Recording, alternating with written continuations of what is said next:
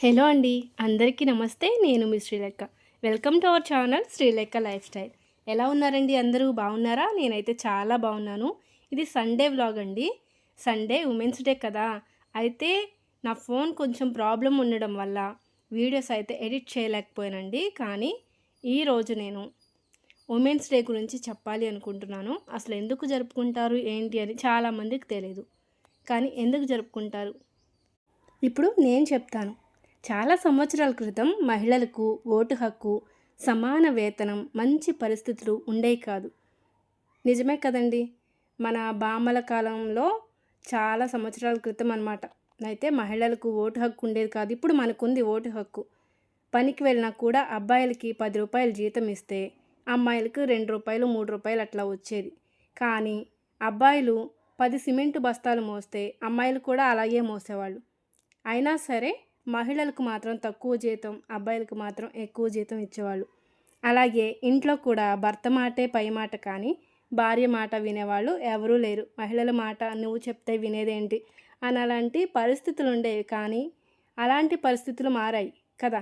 ఆ హక్కుల కోసం మహిళలు పోరాటాలు చేశారు. అవునా కాదండి? ఆ పోరాటాన్ని గుర్తు చేసుకుంటూ ప్రతి సంవత్సరం మార్చి 8వ తారీఖున ఉమెన్స్ డే అనేది జరుపుకుంటారు. కానీ మనలో మనము ఒక్కసారి పరీక్షించుకోవాలి.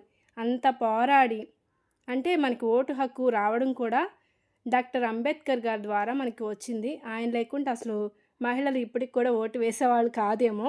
ఇంకా ఆ విషయాన్ని పక్కన పెట్టేద్దాం. అసలు చిన్నగా చెప్పాలంటే ఉమెన్స్ డే గురించి మహిళల కష్టాన్ని, ధైర్యాన్ని, మన హక్కులను గౌరవించడానికి ఉమెన్స్ డే అనేది జరుపుకుంటారు. కానీ మనలో మనం ఆత్మ పరిశీలన చేసుకుంటే మనం ఏం చేస్తున్నాం?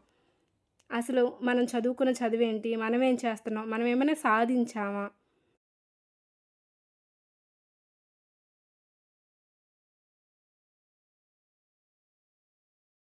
లేదంటే ఎవరో సాధించిన విజయాలను చెప్పుకుంటూ మన ఉమెన్స్ ఇలాగా మన మహిళలు అది సాధించారు, ఇది సాధించారు అని గర్వంగా చెప్పుకుంటూ తిరుగుతున్నామా?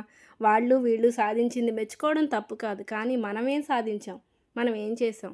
అని మనకి మనం ఒకసారి ఆలోచించుకోవాలి. మనం చదువుకున్న ప్రతి ఒక్కరిలోనూ ఏదో ఒక స్కిల్ ఉంటుందండి.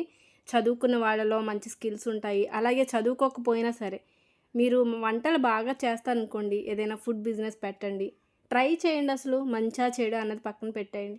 ఏదో ఒకటి ట్రై చేయాలి. ఇప్పుడు నేనంటే యూట్యూబ్ అనేది ట్రై చేస్తున్నా. ఏదో ఒకటి మనం ట్రై చేయాలి. దానిలో విజయాన్ని సంపాదించాలి. ఇంట్లో ఉండి బయటికి వెళ్ళకుండా చేయగలిగేవి చాలా వర్కులు వచ్చేసాయి. ప్రతి ఒక్కరూ ఏదో ఒక విధంగా ఏదో ఒక వర్క్ చేయాలండి. మీరు మిషన్ కుడతారా? అయితే దానిలోనే రాణించండి. మంచిగా కుట్టండి. అందరికన్నా మంచి మంచి మోడల్స్ కుట్టండి. దానిలోనే మీరు హైప్ అవ్వండి. అంతేకాని నాకేమీ రాదు, నాకేమీ తెలీదు అని చెప్పి మీకు మీరే బ్యాక్ స్టెప్ వేశారనుకోండి, ఎప్పటికీ విజయాన్ని సాధించలేరు. ఇంకెప్పుడు జీవితాంతకాలం వాళ్ళు అది సాధించారు, వీళ్ళు ఇది సాధించారు అని చెప్పుకుంటూ బ్రతకడమే తప్ప, మీ లైఫ్‌కి మీరొక విజయం సాధించి, ఇది మీకు సాటిస్ఫాక్షన్ ఉండేలాగా మాత్రం మీరు జీవించలేరు. వాళ్ళని వీళ్ళని చూసుకొని బ్రతకడం తప్ప. కాబట్టి మీరేం చేయగలరు? మీలో ఏం స్కిల్ ఉంది మీకు తెలుసు. నాకేం తెలీదని అనుకుంటారు. కానీ బాగా ఆలోచిస్తే అర్థమవుతుంది మీలో ఏం స్కిల్ ఉంది అని చెప్పేసి.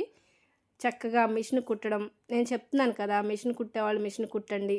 వర్కులకెళ్తారా? ఏదైనా జాబ్ చేయాలనుకుంటున్నారు కదా! కొత్తగా కంపెనీలు స్టార్ట్ చేయడం ఇలా ప్రతీది కూడా చేసుకోవచ్చు.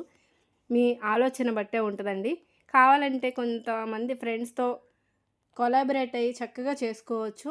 అంటే ఏదైనా వర్క్‌లో ఒక్కరే చేయలేమనుకున్నప్పుడు మీ ఫ్రెండ్స్‌ని కూడా జాయిన్ చేసుకోండి. మీ ఆలోచనలో వాళ్ళ ఆలోచనలు, మీ ఆలోచనలు ఒకటయ్యాయనుకోండి, చక్కగా ముందుకెళ్ళొచ్చు. ఒకరికొకరు తోడుగా ఉంటారు కాబట్టి. అందుకని ఇప్పటి నుంచి చెప్తున్నాను. మీరు ఖాళీగా ఇంట్లో ఉండాల్సిన పనేం లేదు. ఇంట్లో ఉన్నా కూడా ఏదో ఒకటి చేయండి. మీకు మీరు ఎంతో కొంత డబ్బులు ఎర్న్ చేయడం అనేది స్టార్ట్ చేయాలి. అమ్మాయిలు ఇక నుంచైనా మీరందరూ ఇండిపెండెంట్‌గా ఉండాలని నేను మనస్ఫూర్తిగా కోరుకుంటున్నాను. ఇంతకీ ఇండిపెండెంట్‌గా ఉండాలి అంటే భర్త మాట వినకుండా, నువ్వు డబ్బులు సంపాదిస్తున్నావు, నేను డబ్బులు సంపాదిస్తున్నాను, నీతో నాకేం పని అన్నట్లుగా కాకుండా, ఇద్దరు సమానత్వం అంటే ఇప్పుడు ఆయన ఒకసారి మాటలా చెప్పారనుకోండి, ఆయన మాట మీరు వినాలి. మీరు చెప్పినప్పుడు ఆయన వింటారు. ఫస్ట్ మీరు వినాలి. మీరు వింటేనే నెక్స్ట్ వాళ్ళు వింటారు. అంటే మనం వినకుండా మన మాటే చెల్లాలి, నా మాటే శాసనం అని చెప్పి సినిమాల్లో డైలాగ్స్ ఏం కాదు కదా. ఇది సంసారం. సంసారంలో భార్యాభర్తలు ఇద్దరు ఒకటే కాబట్టి ఒకసారి, 2 సార్లు, 3 సార్లు మీరు తగ్గండి. మీరు తగ్గితే తర్వాత ఆయన కూడా తగ్గుతారు. మీరేం చెప్తున్నా కూడా అప్పుడు తర్వాత వాళ్ళు వింటారు. ఫస్ట్ మీరు వింటేనే నెక్స్ట్ వాళ్ళు వింటారు. మీరు ప్రేమని ఇస్తేనే వాళ్ళు ఆ ప్రేమని ఇస్తారు. కాబట్టి ఇది తెలుసుకోండి. నేను ఇండివిజువల్‌గా ఉండాలి, మహిళలు సాధించాలి అంటున్నానంటే భర్తల మీద సాధించాల్సింది ఏమీ లేదండి. బయట ప్రపంచంలో మీరు సాధించాలని చెప్తున్నాను అంతే. చాలామంది మహిళలు చదువుకున్న వారు కానివ్వండి, చదువుకోని వారు కానివ్వండి, వాళ్ళలో ఎన్నో స్కిల్స్ ఉంటాయి. కానీ అవి బయట పెట్టడానికి కూడా భయం. ఒక స్టెప్ ముందుకు వేయాలంటేనే భయం. బావిలో కప్పలాగా ఉండిపోతున్నారు. బావిలో కప్పలాగా ఉండిపోతే బయట ప్రపంచం మీకెలా కనబడుతుంది కదా! ఒక్కసారి అడుగు బయట పెట్టండి. ఎలా ఉంది? ఏంటి?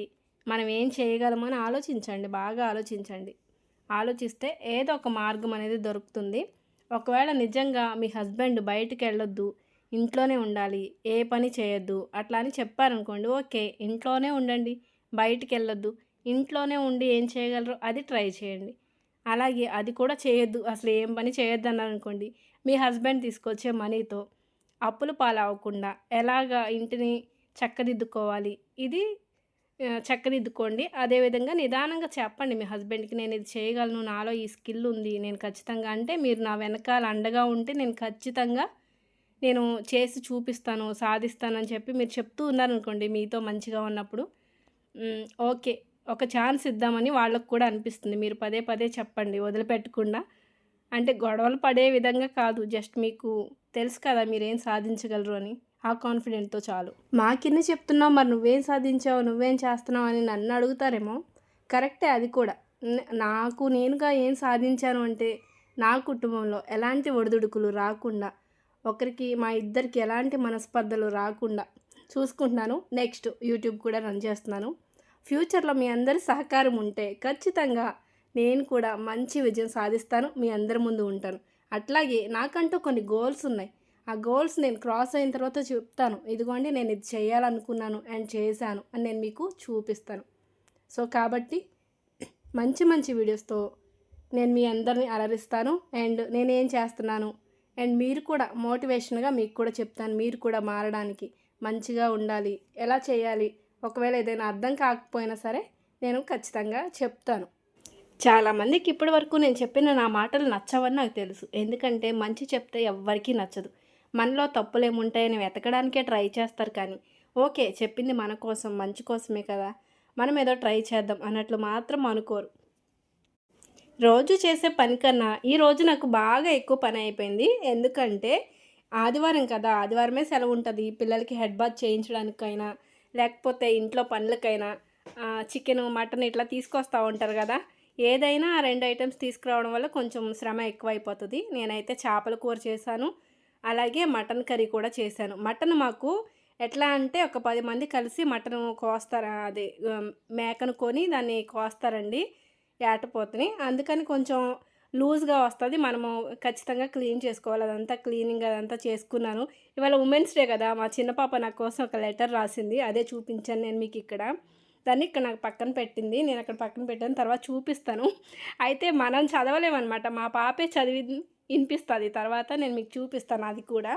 నాకు ఈరోజు అస్సలు తీరుబాటు లేకుండా అంటే అస్సలు ఖాళీ లేకుండా పని ఎక్కువైపోయింది. మటన్ క్లీన్ చేయడం, ఫిష్ క్లీన్ చేయడం, తర్వాత వంట చేయడం, పిల్లలకి హెడ్ బాత్ చేయించడము, తొట్టి కడిగి నీళ్లు పట్టడము, ఇల్లు గుమ్మలు తుడుచుకోవడం, ఎప్పుడూ ఉండే పనులే కానీ ఇంకొంచెం ఎక్కువయ్యాయన్నమాట ఈరోజు ఎక్స్ట్రా పనులు.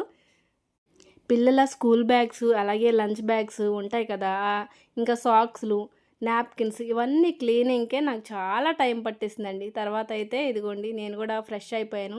మా పిల్లలైతే ఇవన్నీ కూడా సర్ది పెట్టారనమాట. నేనొచ్చేసరికి నేను హ్యాపీగా కూర్చున్నాను. ఇక్కడ చూడండి, నేను వంటలు చేసేసిన తర్వాత ఒకరు ప్లేట్లు, ఒకరు వాటరు ఇట్లాగ అన్నీ తీసుకొచ్చి హెల్పింగ్ అనేది చేస్తారు మా పిల్లలు. ఎవ్రీడే ఇది కంపల్సరీ అండి. వాళ్ళకి కూడా పనులు నేర్చుకోవాలి కదా, అందుకని నేను హాయిగా కూర్చున్నాను. నా పనులన్నీ అయిపోయాయి కాబట్టి నేను కూడా హెడ్ బాత్ చేశాను. నేనైతే 2 డేస్కి ఒకసారి హెడ్ బాత్ చేస్తూనే ఉంటాను. డైలీ నా వ్లాగ్స్ చూసే వాళ్ళకి అర్థమవుతుంది. ఇంకా మేమైతే మటన్ కర్రీ వేసుకొని ఫుల్ తింటున్నాము. అయితే నేను ఎక్కువ ఆయిల్స్ తిననండి. నేను అండ్ పిల్లలకి అలవాటు చేయకూడదనే బాగా తక్కువ ఆయిల్ వండుతాను. చూడగానే క్రేవింగ్స్ వచ్చేలా ఉండవు నా వంటలు. అందుకే ఎక్కువ ఆయిల్ అట్లా తేలేలా ఉంటే నాకు అస్సలు ఇష్టం ఉండదు. అట్లాగే బాగా ఇగురులాగా పెట్టేయడం అది కూడా ఇష్టం ఉండదు. కొంచెం పులుసు టైప్లోనే చేస్తా, ఎందుకంటే కొంచెం ఆయిల్ తగ్గుతుంది కాబట్టి. మా పాప వాళ్ళ స్కూల్ దగ్గర ఇవి అంటే ఈరోజు ఉమెన్స్ డేకి ఆహ్వానం అయితే ఇచ్చారు. చక్కగా చిన్నగా సెలబ్రేట్ చేశారండి. చూడండి ఎంత బాగా చేశారో డాన్స్‌లు, కోలాటం ఆడారు. మీరందరూ కూడా చూస్తారని ఈ వీడియోనైతే షేర్ చేస్తున్నాను.